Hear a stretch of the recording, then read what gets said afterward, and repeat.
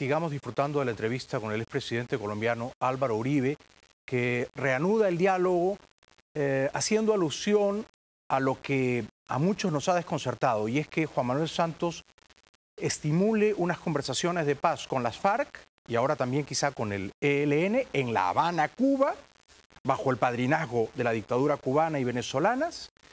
Y entonces Uribe hace una comparación con Al Qaeda y dice que qué ocurriría si el gobierno de Estados Unidos se pone a conversar con los terroristas de Al Qaeda.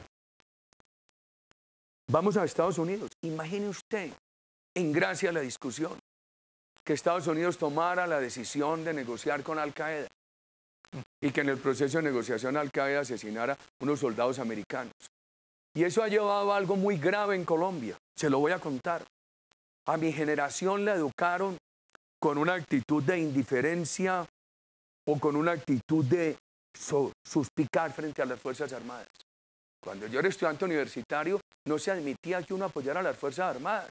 Le decían militarista, fascista, de extrema derecha, etc. Nuestro gobierno creó en los colombianos un gran sentido de afecto por las Fuerzas Armadas.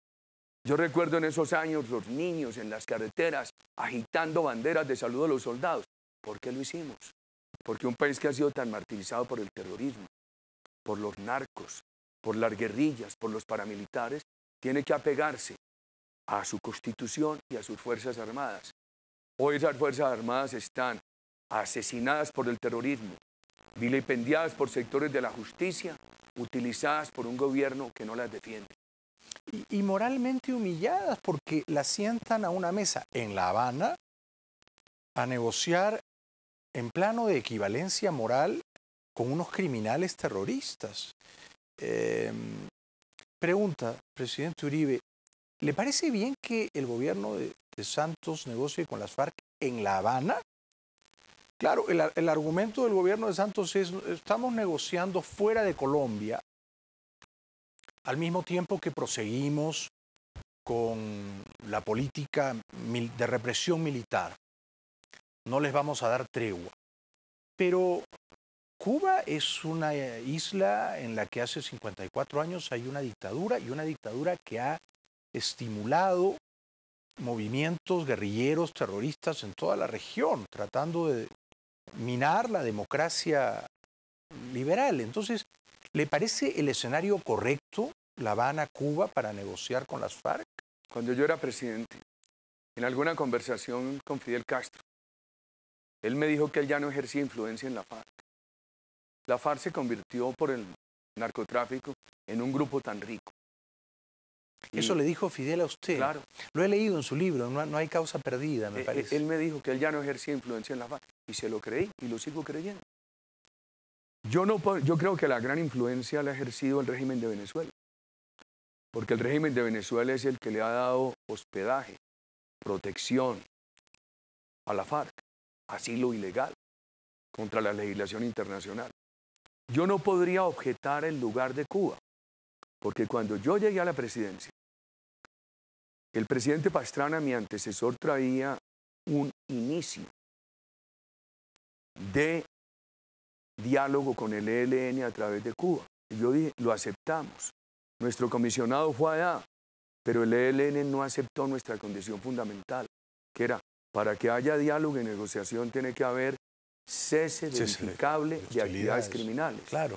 Entonces nosotros no objetamos el tema por La Habana, aceptamos La Habana, pero el diálogo no se dio porque el ELN no aceptó esa condición. A mí lo que me parece preocupante es la parte sustantiva. Entonces usted dice ahí, han sentado los militares allá. Yo no estoy de acuerdo con eso, porque entonces el soldado que está aquí, a quien el presidente Santos le da la orden de combatir al terrorismo, también le está dando la contraorden de que no lo combata. Porque ese soldado, a tiempo que está oyendo al presidente Santos decir, combatan al terrorismo, está viendo que sus generales están allá sentados con el terrorismo. Claro, claro. Es como el policía que recibe la orden del gobierno de combatir el narcotráfico dirá, ¿para qué me voy a exponer a que el narcotráfico me asesine? Si el presidente Santos, que me da esta orden, también está hablando de la legalización. Entonces es un gobierno de órdenes y contraórdenes. Y entonces eso crea gran confusión en la opinión, desmotivación en las Fuerzas Armadas. Las Fuerzas Armadas de Colombia no han sido golpistas. Este país tuvo la más sólida democracia en el siglo de las dictaduras. Colombia me parece que es la democracia en la región más antigua en este momento. En el siglo pasado tuvo apenas 4 años de interrupción. Sí. Las Fuerzas Armadas de Colombia, dado esa solidez democrática, de ellas puede uno inferir que son absolutamente profesionales, pero las desmotivan. Presidente, No son golpistas, pero están desmotivadas. pero están desmoralizadas. ¿Usted cree, y usted lo conoce bien, que en noviembre el presidente Juan Manuel Santos va a anunciar que va a la reelección? ¿Cuál es su intuición? Ahora él dijo algo que lo decíamos nosotros. Él dijo que aspira a que reelijan sus políticas. Cuando aquí se discutía un referéndum para permitir una segunda reelección mía, lo que habría sido una tercera elección, Lo recuerdo. a mí todos los días me preguntaban y yo contestaba desde el alma. Le dije, mire, estoy en una encrucijada. Lo recuerdo. Porque por un lado no me parece conveniente prolongar al presidente, perpetuar al presidente, y por otro lado me preocupa que no sigan estas políticas. Entonces yo llamaba a elegir las políticas, a reelegir las políticas, y eso se puso en cabeza el presidente Santos. Este programa me permite decirle a los colombianos, en el 2010 nos proponíamos reelegir la seguridad, la inversión y la política social. Ahora Santos nos invita a reelegir sus políticas. ¿Cuáles? El deterioro de la seguridad, el temor a la inversión.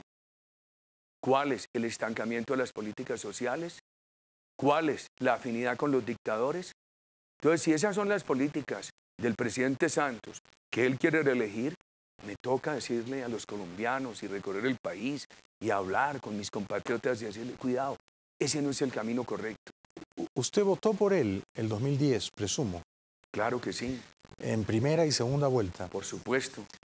Y con Y me convicción. angustié por la elección de Santos mucho más que cuando yo era candidato. Porque estaban en juego sus políticas y usted creía que él iba a preservarlas. Así es. Ahora, me parece que en mayo del próximo año, ¿usted se imagina votando por Juan Manuel Santos? La respuesta a esa pregunta después de la pausa. Ya volvemos.